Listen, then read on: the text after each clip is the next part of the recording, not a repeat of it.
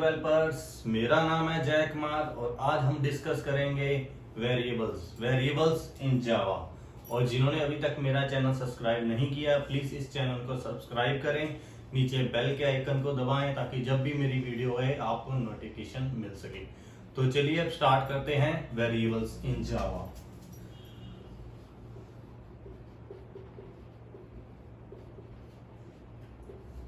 Variables, तो variables होते क्या हैं? पहले तो मैं एक int a is equal to 10। अब इसमें जो a है ये है एक वेरिएबल, इसको कंप्यूटिंग लैंग्वेज में फील्ड भी बोल देते हैं। और ये तब तक एक नेम है जब तक हम इसको कोई वैल्यू असाइन नहीं कर देते, तब तक ये ओनली एक नेम है। और इसके कुछ रूल्स भी होते हैं, हम बाद में डिस्कस करेंगे। तो जब इसको वैल्यू असाइन कर देते हैं ये एक वैल्यू बन जाती है। तो वेरिएबल के डिफरेंट टाइप्स होते हैं। सबसे पहले तो बात करते हैं इसको डेक्लेरेशन और इनिशियलाइजेशन में क्या डिफरेंस होता है।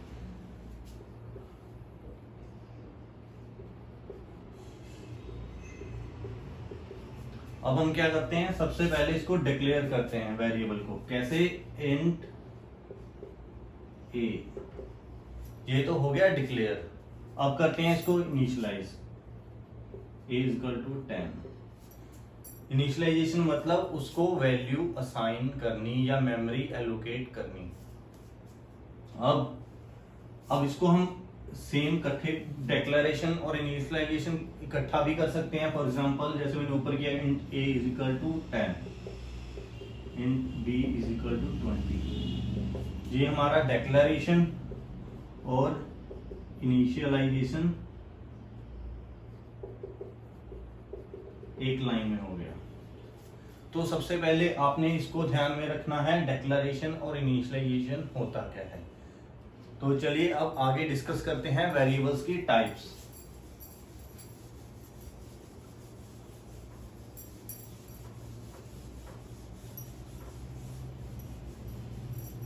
अभी तक मैंने आपको फंक्शन बनाने नहीं बताए, वो भी नेक्स्ट लेक्चर में हम डिस्कस करेंगे। तो अभी के लिए मैं एक सैंपल प्रोग्राम ले रहा हूं जिसमें मैं 1 बाय 1 जैसे इसकी टाइप बताऊंगा, आपको वहां पे वेरिएबल दिखाता रहूंगा ताकि आपको रियल टाइम में समझ आ सके। फॉर एग्जाम्पल पहले क्लास ले लेते हैं, class my variables.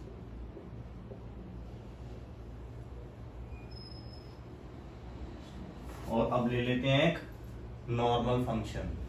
Normal function लेने से पहले हम मेन फंक्शन ले लेते हैं, क्योंकि मेन फंक्शन के बिना ये प्रोग्राम रन नहीं होगा। यहाँ पे लेते हैं मेन फंक्शन, पब्लिक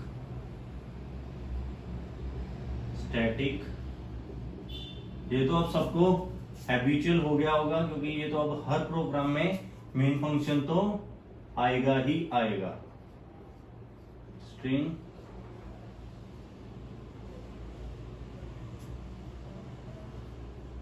ये तो था मेन फंक्शन। अब मैं बनाता हूं एक नॉर्मल फंक्शन। आपने अभी तक जो भी मैंने क्लासेस दी उसमें आपने नॉर्मल फंक्शन नहीं यूज किया, लेकिन अब मैं एक नॉर्मल फंक्शन यूज करता हूं और बाद में हम नेक्स्ट लेक्चर्स में इसको डिस्कस करेंगे। तो मैं यहाँ पे ले लेता हूं, जैसे मैंने बताया था, रिटर्न टाइप इसकी void, मतलब कोई रिटर्न टाइप नहीं होगी। डिस्प्ले,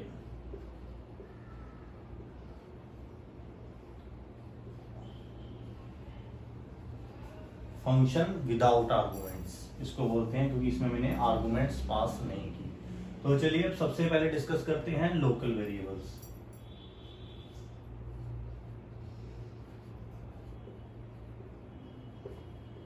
लोकल वेरिएबल क्या होते हैं? लोकल वेरिएबल जो हम विद इन द फंक्शन, जब सबसे पहले एक एग्जांपल ले लेते हैं वेरिएबल की, int a is equal to 10, ताकि ये हम हर जगह यूज करें आपको, ताकि डिफरेंस पता चल सके।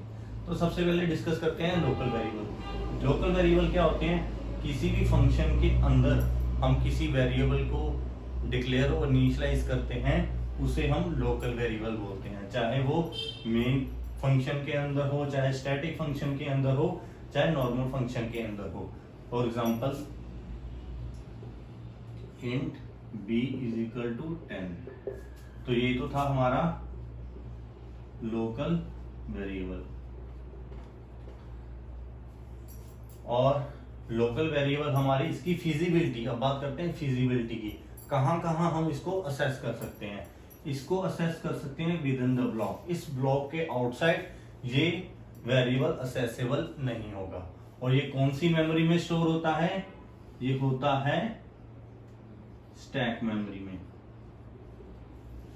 ये स्टैक मेमोरी में स्टोर होता है और इसकी फिजिबिलिटी सिर्फ यहां तक रहती है, आप इस फंक्शन के बाहर इसको नहीं असेस कर सकते। एक तो इसको बोलते हैं लोकल वेरिएबल, और अगर हम किसी फंक्शन में आर्गुमेंट्स पास किए हुए हैं तो जब उस आर्गुमेंट्स को रिसीव करते हैं फंक्शन में इंट सी, तो ये जो हमारा सी है ये भी कौन सा है, लोकल वेरिएबल है। तो ये तो थे लोकल वेरिएबल। अब डिस्कस करते हैं इंस्टांस वेरिएबल।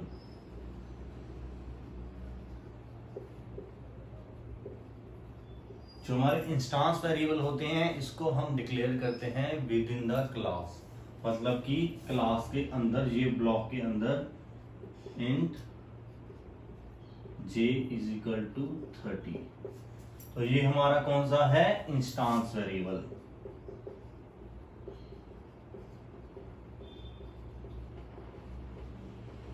इस वेरिएबल को हम इंस्टांस इसलिए बोलते हैं क्योंकि जब हम इस क्लास का एक ऑब्जेक्ट बनाएंगे उस रेफरेंस वेरिएबल के थ्रू इसका सिंगल इंस्टांस रहेगा। मतलब कि अगर आप सेम क्लास के मल्टीपल ऑब्जेक्ट्स बनाते हैं, डिफरेंट ऑब्जेक्ट्स बनाते हैं, तो हर ऑब्जेक्ट में इसको एक अलग अलग कॉपी मिलेगी, मतलब कि अलग अलग इसकी मेमोरी लोकेशन होगी। ऐसे नहीं कि सेम वेरिएबल हर जगह यूज होगा। और इंस्टांस वेरिएबल कभी भी स्टैटिक फंक्शन के अंदर नहीं यूज होगा। स्टैटिक फंक्शन ये यूज होगा या तो आप इसको नॉर्मल फंक्शन के अंदर या विद इन द क्लास इसको यूज कर सकते हो, और कंस्ट्रक्टर के अंदर भी इसको यूज कर सकते हो, लेकिन कभी भी ये स्टैटिक फंक्शन के अंदर यूज नहीं होगा। जो मेन फंक्शन है हमारा ये भी स्टैटिक फंक्शन है, इसलिए इंस्टांस वेरिएबल इसमें भी कभी यूज नहीं होगा। तो थर्ड हमारा कौन सा है, और ये जो इंस्टांस वेरिएबल है ये स्टोर कहां पे होता है, ये हमारा स्टोर होता है हीप मेमोरी में।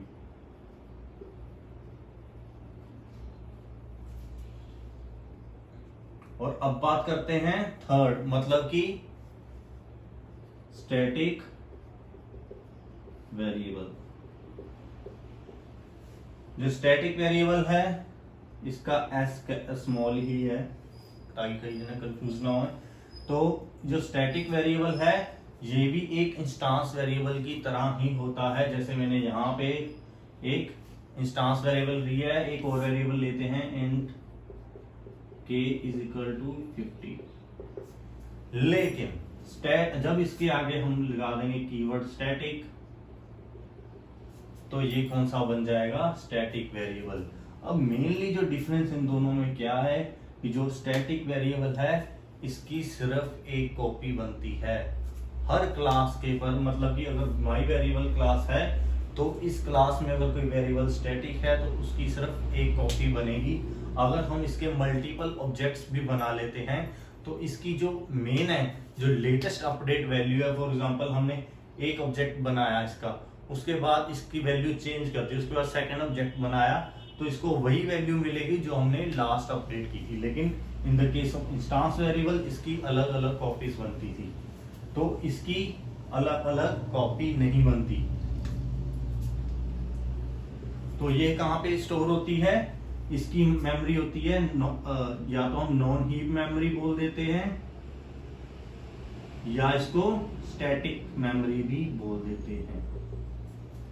तो ये मेन। अब स्टैटिक वेरिएबल जैसे हमने, अगर आप नॉर्मल वेरिएबल को स्टैटिक फंक्शन के अंदर यूज करना चाहते हो, यहाँ पे प्रिंट करवाना चाहते हो, तो आप जे को कभी भी यहाँ पे प्रिंट नहीं करवा सकते। लेकिन अगर आपने के को यहाँ पे यूज करना है तो आप इसको यहाँ पे यूज कर सकते हैं। एक और बात, जैसे मैंने आपको लास्ट लेक्चर्स में बताया था कि जैसे हम अगर कोई फंक्शन स्टैटिक है उसको क्लास नेम के साथ भी असेस कर सकते हैं, सेम अगर कोई वेरिएबल भी स्टैटिक है तो हम उसको क्लास नेम के साथ असेस कर सकते हैं।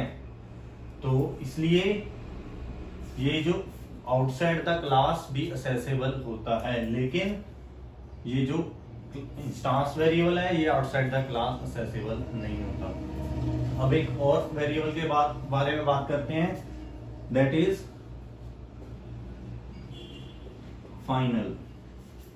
Final variable. इन सब वेरिएबल के साथ कहीं पे भी, चाहे वो लोकल है, चाहे वो स्टैटिक है, चाहे वो इंस्टांस वेरिएबल है, आप उसके आगे फाइनल लगा दोगे तो वो वेरिएबल कौन सा बन जाएगा, फाइनल वेरिएबल बन जाएगा। लेकिन ये कहाँ पे यूज होता है, ये यूज होता है वहां पे जहां पे हम किसी भी वेरिएबल की वैल्यू को चेंज नहीं कर सकते। मतलब कि हम एक बार अगर फाइनल वेरिएबल को यहीं पे फाइनल इनिशियलाइज कर दिया तो हम इसको री इनिशियलाइज नहीं कर सकते और ना ही इसकी वैल्यू अपडेट कर सकते हैं। लेकिन बाकी सब वेरिएबल्स की हम वैल्यूज अपडेट कर सकते हैं जहां जहां पे उनका स्कोप है, लेकिन फाइनल की नहीं कर सकते। तो ये थे टाइप्स ऑफ वेरिएबल। अब करते हैं इनकी सबकी ना एक डिफॉल्ट वैल्यू होती है सब वेरिएबल्स की, तो अब उसके बारे में डिस्कस करते हैं।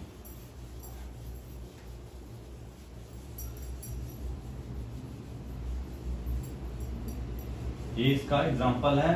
आप इसको सब वेरिएबल्स को यहाँ पे प्रिंट करवा के system.out.println के थ्रू चेक भी कर सकते हैं।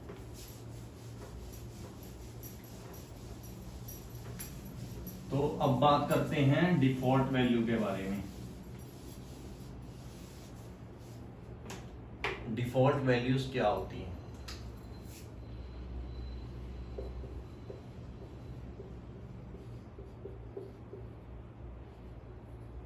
मैंने आपको बताया था ना डाटा टाइप्स कौन कौन से तरह के होते हैं। एक सिस्टम डिफाइंड, जो सिस्टम में ऑलरेडी डिफाइंड होते हैं, एक यूजर डिफाइंड डाटा टाइप्स। तो जब हमारे वेरिएबल्स की ना हर किसी की डिफॉल्ट वैल्यू होती है, तो हर उसके आगे डिफॉल्ट वैल्यू डिफरेंट डिफरेंट क्यों होगी? क्योंकि वो डिपेंड करता है उसकी डाटा टाइप के ऊपर। फॉर एग्जांपल यहाँ पे अगर इंट ए हमने ऐसे छोड़ दिया तो इसको जब यूज करेंगे हम तो इसकी डिफॉल्ट वैल्यू क्या आएगी? 0। अब ये ऐसे ही शॉर्ट है b इज इक्वल टू उसकी डिफॉल्ट, ये तो हमने डिक्लेयर कर दिया। जब आप इसको प्रिंट करोगे, इनिशियलाइज करोगे नहीं इसको, तो जब आप इसको प्रिंट कराओगे इसकी भी 0 आएगी। ऐसे ही लॉन्ग की 0 आएगी, क्योंकि ये लॉन्ग है इसलिए मैंने लिख दिया ताकि आइडेंटिफिकेशन रहे। और फ्लोट की भी 0 रहेगी। और उसके बाद आते हैं बुलियन, तो बुलियन की डिफॉल्ट वैल्यू कौन सी होती है? फॉल्स। तो ये सब डिफॉल्ट वैल्यूज है। अब ये तो आगे डिफॉल्ट वैल्यूज, लेकिन ये फिजिबल किस किस के लिए हैं? या तो स्टैटिक के लिए, स्टैटिक वेरिएबल, लोकल वेरिएबल के लिए ये फिजिबल नहीं है, या फिर स्टैटिक या फिर इंस्टांस वेरिएबल। फाइनल तो यूज ही बाकी इन दोनों वेरिएबल्स के या इसके वेरिएबल के आगे होता है, इसलिए उनकी फाइनल का डिपेंड करता है ये कौन से टाइप का वेरिएबल है। तो ये लोकल में आपको डिफॉल्ट वैल्यू नहीं मिलेगी। आपको जो भी लोकल वेरिएबल आप डिक्लेयर करते हैं विद इन द फंक्शन, आपको उसको इनिशियलाइज करना ही पड़ेगा। अगर आप उसको इनिशियलाइज नहीं करेंगे तो आपको एरर मिलेगा कि आपका जो वेरिएबल है इसको इनिशियलाइज आपने नहीं किया। तो ये तो थे कि डिफॉल्ट वैल्यूज। तो अब इसके कुछ रूल्स रिक्वायरमेंट होंगी, कुछ हमारी मर्जी है, हम फॉलो भी कर सकते हैं, जिसे हम फॉर्मेटिंग बोलते हैं, जैसे मैंने क्लास नेम बताया था।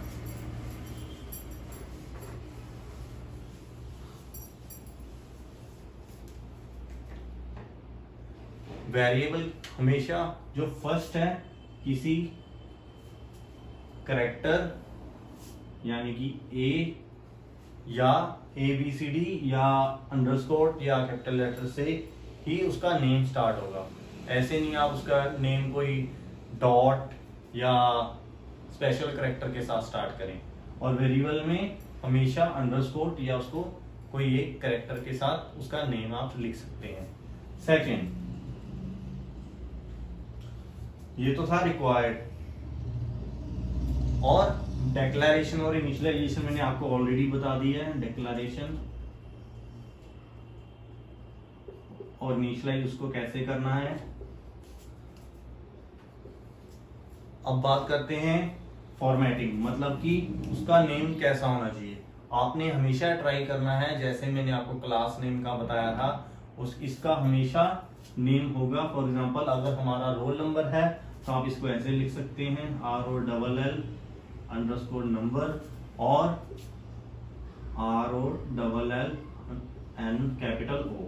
तो ये स्टैंडर्ड रूल है, ये कोई एसेंशियल्स में नहीं है कि आपने ऐसे ही लिखना है। लेकिन अगर आप इसको ऐसे लिखोगे ROLL नंबर माई, तो वो थोड़ा अच्छा नहीं लगेगा और आइडेंटिफाइड नहीं रहेगा और किसी और प्रोग्राम को रीड करने में अच्छा भी नहीं लगेगा। और कुछ पर्सन्स की आदत होती है, इनको जब भी कोई वेरिएबल लिखते हैं, फॉर एग्जांपल वो क्या है, हम रोल नंबर असाइन कर रहे हैं लेकिन वो उसकी जगह A लिख देते हैं। अब जब कोई नया प्रोग्रामर आएगा उसको रोल नंबर का तो पता होगा कि रोल नंबर इसलिए असाइन हो रहा है, लेकिन उसको ABCD, कुछ पर्सन्स होते हैं जो वेरिएबल्स नेम ABCDEF ऐसे ही रख देते हैं विदाउट किसी मीनिंग के। तो वो अगर वो खुद भी दोबारा प्रोग्राम देखेगा उसको कभी समझ नहीं आएगा और दूसरे प्रोग्रामर के लिए भी काफी टफ हो जाता है प्रोग्राम को समझना। और मैं एग्जांपल लेता हूं वेरिएबल्स की।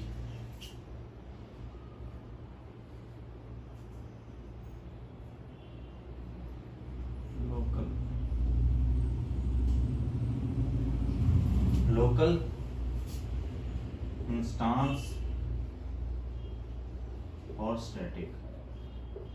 स्टैटिक की एग्जांपल लेता हूं मैं प्रिंसिपल का नेम। प्रिंसिपल का नेम सबके लिए कॉमन होगा, सारे पूरे, चाहे वो पूरे प्रोग्राम में जहां पे भी यूज होगा। फॉर एग्जांपल कोई क्लास है, class A, class B, class C, class D, मतलब कि हमारे कॉलेज में 4 क्लासेस हैं या 5 क्लासेस हैं अलग अलग डिपार्टमेंट की, MBA की, MCA की। तो वहां पे जो प्रिंसिपल का नेम है वो हमेशा स्टैटिक रहेगा, मतलब कि कॉमन रहेगा, क्योंकि वो हर किसी का सेम रहेगा। और उसको हम अगर फाइनल करेंगे तो वो ज्यादा ठीक रहेगा क्योंकि वो चेंज भी नहीं होगा। अब बात करते हैं लोकल वेरिएबल की। लोकल मतलब कि किसी पर्सन का नेम, फॉर एग्जांपल मेरा नेम है, वो हमेशा लोकल रहेगा, वो मेरा ही है। लेकिन लोकल वेरिएबल नेम है जो वो यूनिक नहीं हो सकता, मतलब कि यूनिक नहीं हो सकता, मल्टीपल हो सकता है। तो इसीलिए आप अभी के लिए मैं एग्जांपल के लिए नेम यूज किया है कि अगर 3 पर्सन है, 3 का डिफरेंट नेम है, तो उसको लोकली रखा जाएगा। अगर आप उसको स्टैटिक यूज करेंगे तो कभी वो स्टैटिक नहीं यूज होगा। यहाँ पे इंस्टांस में हम यूज करते हैं रोल नंबर को। रोल नंबर भी यूनिक होगा लेकिन हर क्लास के लिए ही उसकी फिजिबिलिटी होगी, क्योंकि आउटसाइड द क्लास उसका कोई मीनिंग नहीं रहेगा। तो इसीलिए स्टैटिक के लिए मैंने यूज किया प्रिंसिपल का नेम और इंस्टांस में रोल नंबर, जो उस क्लास तक का ही उसका डाटा रहेगा, आउटसाइड द क्लास उसका कोई मीनिंग नहीं रहेगा। उसके बाद लोकल में हम कोई फंक्शन यूज कर सकते हैं या कोई टास्क यूज कर सकते हैं। फॉर एग्जांपल कोई टास्क ले लें, जैसे होमवर्क मिलता है, ये हर यूजर को डिफरेंट मिलता है, तो ये उसकी एग्जांपल थी। तो ये तो थे हमारे वेरिएबल्स। तो आगे हम फंक्शंस वगैरह भी डिस्कस करेंगे। जिनको ये लेक्चर अच्छा लगा और ये वेरिएबल समझ आया तो प्लीज इस वीडियो को लाइक करें और अपने फ्रेंड्स के साथ शेयर करें। और जल्दी आपको नेक्स्ट वीडियो मिलेगी। तब तक के लिए bye bye, thank you so much.